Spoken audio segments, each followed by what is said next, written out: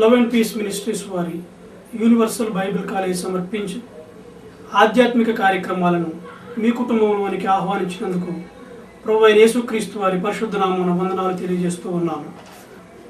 ఈరోజు కార్యక్రమాన్ని ప్రారంభించుకునే ముందు ప్రార్థన చేసుకుందాం. పరిశుద్ధుడు అయిన మా తండ్రి, మీ పరిశుద్ధ నామానికి వందనాలు చెల్లించుకుంటున్నాం. ప్రభువా, మరొకసారి మీ పాద సన్నిధి చేరి మీ లేఖన సత్యాలను ధ్యానించాలని ఆశ కలిగి ఉంటుండగా మీ సత్యములు మాకు తెలియపరిచి మమ్మను సత్యమార్గంలో నడిపించగలరని యేసుక్రీస్తు వారి పరిశుద్ధ నామమున ప్రార్థిస్తున్నాము పరమ తండ్రి, ఆమేన్. ప్రభువునందు ప్రియమైన దేవుని పిల్లలారా, ఈరోజు జన్మ పాపమా కర్మ పాపమా అనే అంశమును గూర్చి మాట్లాడాలని ఆశపడుతూ ఉన్నాను. ఈ అంశము చాలా ప్రాముఖ్యమైనది.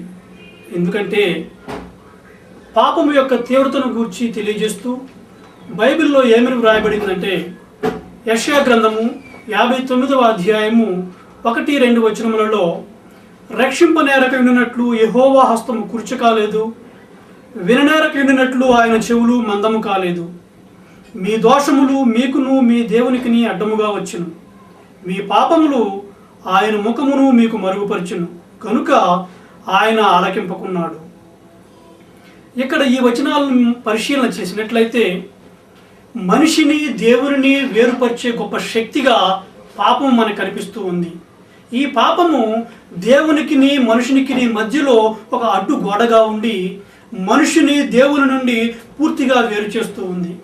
కాబట్టి దేవుని నుండి మనిషిని పూర్తిగా వేరు చేసే ఈ పాపమును తొలగించుకోపోయినట్లయితే ఈ పాపము మనిషిని శాశ్వతంగా దేవుని నుండి వేరు చేస్తూ ఉంది. కాబట్టి ఈ పాపమును తొలగించుకోవాల్సినటువంటి ఆవశ్యకత ఎంతైనా ఉంది అనే విషయాన్ని ప్రతి ఒక్కరూ గుర్తించాలి. ఈ పాపమును తొలగించుకోవాలంటే ఏం చేయాలి? మొట్టమొదటిగా పాపము అంటే ఏమిటో తెలుసుకోవాలి. ఈ పాపము అంటే ఏమిటి? పాపము మనిషికి ఎలా కలుగుతుంది? పాపము ఎప్పుడు ఆరోపించబడుతుంది?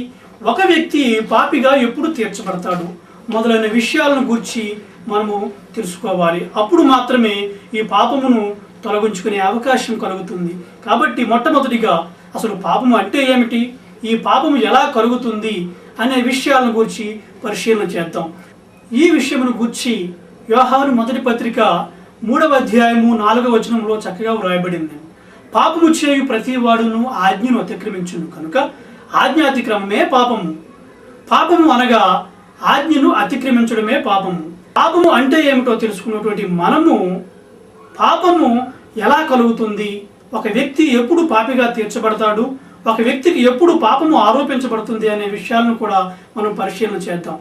ఇదే వచనములో యోహాను మొదటి పత్రిక 3వ అధ్యాయం 4వ వచనములోనే పాపము చేయు ప్రతి వాడును ఆజ్ఞను అతిక్రమించును, ఆజ్ఞాతిక్రమమే పాపము అన్నారు. కాబట్టి ఒక వ్యక్తి ఎప్పుడైతే ఆజ్ఞను అతిక్రమిస్తాడో అప్పుడు మాత్రమే ఆ వ్యక్తికి పాపము ఆరోపించబడుతుంది.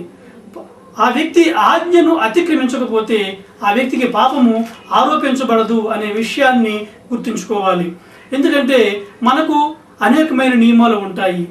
నడిచేటప్పుడు రోడ్డుకు ఎడమ వైపునే నడవాలి, స్కూటర్ మీద వెళ్ళేటప్పుడు ఇద్దరి కంటే ఎక్కువ ప్రయాణం చేయకూడదు, మితిమీరిన వేగంతో ప్రయాణం చేయకూడదు అని కొన్ని రూల్స్ అండ్ రెగ్యులేషన్స్ ఉంటాయి. మనము కనుక ఆ నియమ నిబంధనల ప్రకారం అనుసరిస్తే మనకు ఏ విధమైనటువంటి పెనాల్టీ ఉండదండి.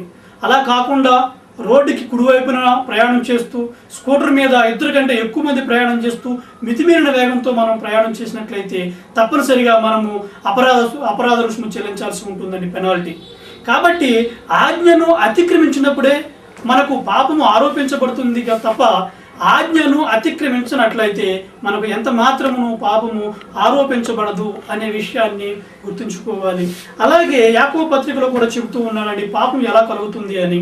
యాకోబు పత్రిక 4వ అధ్యాయము 17వ వచనంలో, మేలైనది చేయనెరుగయు అలాగూ చేయని వానికి పాపము కలుగును.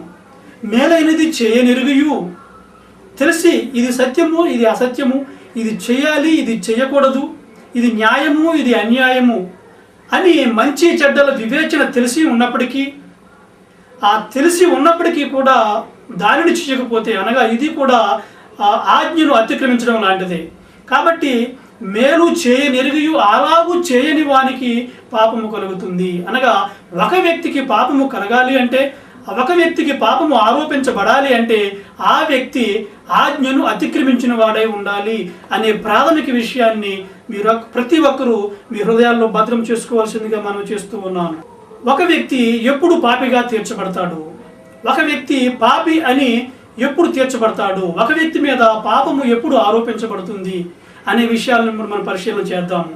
అయితే అంతకంటే ముందుగా అసలు ఈ పాపము దేని వలన కలుగుతున్నది?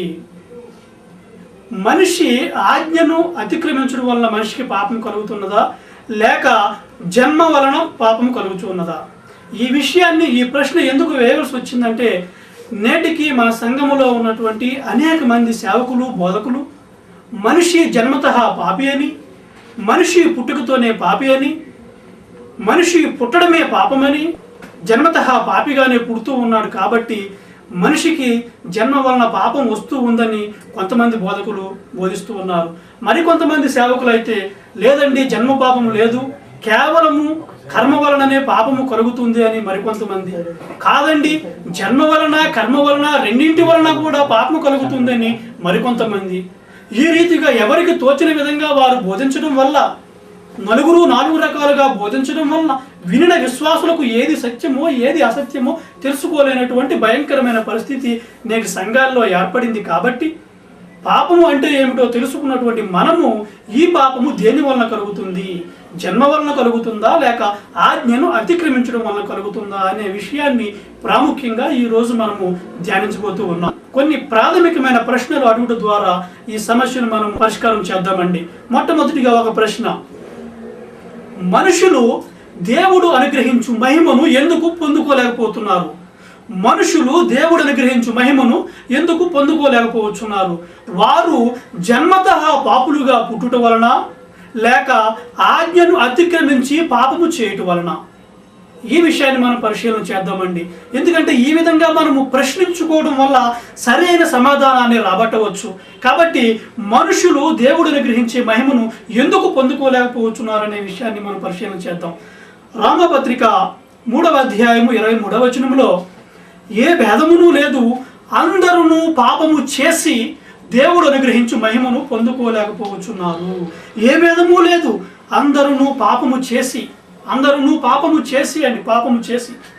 ఇక్కడ ఈ వచనములో అందరూ పాపము చేసి దేవుడు అనుగ్రహించు మహిమను పొందుకోలేకపోతున్నారు అని దేవుని వాక్యము సెలవిస్తుందే తప్ప ఏ భేదము లేదు, అందరూ జన్మతః పాపులుగా పుట్టుట వలన దేవుడు అనుగ్రహించే మహిమను పొందుకోలేకపోతున్నారు అని ఎక్కడ బైబిల్లో రాయబడలేదండి.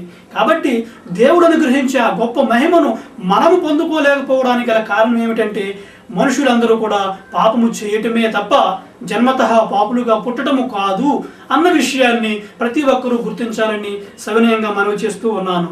అలాగనే మరొక విషయాన్ని కూడా మనం పరిశీలన చేద్దాం. పాపం వలన వచ్చు జీతము మరణము. ఈ సంగతి అందరికీ తెలుసు. ఈ మరణము ఎందుకు మనిషికి సంభవిస్తూ ఉంది? మరణము అందరికీ ఎందుకు సంభవించినది? మనుషులు జన్మతః పాపులుగా పుట్టుట వలన లేక అందరూ పాపము చేయటం వలన? జన్మతః పాపులుగా పుట్టడం వలన వారికి మరణం సంభవిస్తుందా, లేక మరి అందరూ పాపము చేయటం వలన మరణం సంభవిస్తుందా? ఈ విషయాన్ని పరిశీలన చేద్దామండి.